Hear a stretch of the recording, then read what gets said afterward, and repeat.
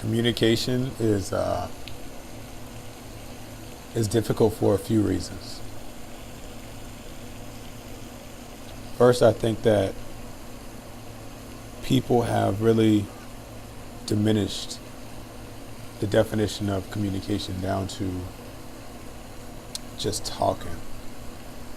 So if you're not a talker, or if you talk too much, you're not a good communicator. But communication involves so many different things. It's not only talking, it's knowing when not to talk. It's knowing how to listen. It's body language. One of the first lessons that I learned about communication is that you cannot not communicate. So the issue with communication is in the definition of it, how we define it. But more importantly,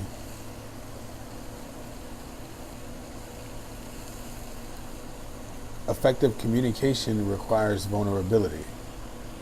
And vulnerability is really difficult for most people.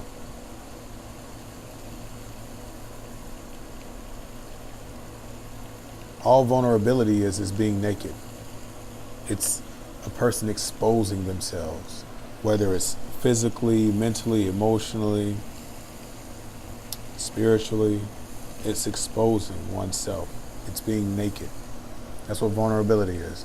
And so without being vulnerable, you can say a lot of things. And you can make a lot of things sound good.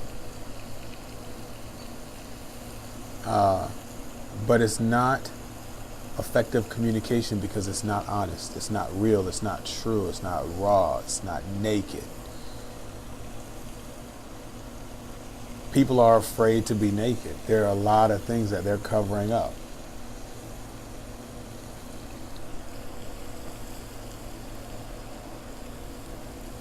Not just physically, but in all of the other ways. They are covering up a lot of things. They don't want other people to see. They're afraid of being judged. They can't even be naked in front of themselves. They can't even look at themselves physically naked in the mirror, much less allow somebody else to look at them in that way. So if they can't look at themselves physically, they damn sure can't look at themselves naked emotionally and mentally. So if you can't even accept yourself in your rawest, most naked form, how can you share that with another individual? In order to be a true communicator and share with another person and be in your most vulnerable, raw state, you have to be able to be that with yourself first, and most people cannot be that with themselves. So that's why it's so hard for people to communicate. It's vulnerability. And communication requires both. It requires two people, you know? So sometimes you have to ask yourself, are you creating the environment for someone to feel safe communicating with you? Are you creating an environment where a person can be naked in front of you? Or does that person have to hide themselves out of a fear of you judging them, condemning them, downing them?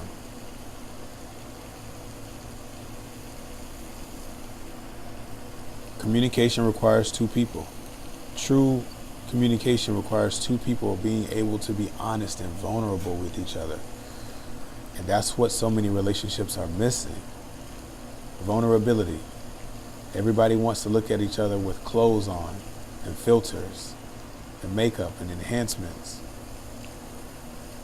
But can you love me in my truest, most raw form? And can I be bold enough to give that to you? Those are the questions that we have to ask ourselves when it comes to communication and vulnerability. That's the path to a real meaningful relationship.